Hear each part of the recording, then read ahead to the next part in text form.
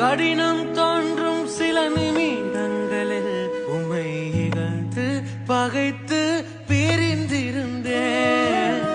நிலைகள் தடுமாறும் நொடி பொழுதில் உம்மை ஐயோ ஐயோ நோகடித்தே.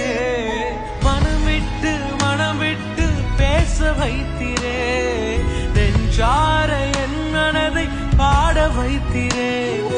மனம் விட்டு இயேசு என்று பேச வைத்திரே, நெஞ்சார என் மனதை பாட வைத்திரே.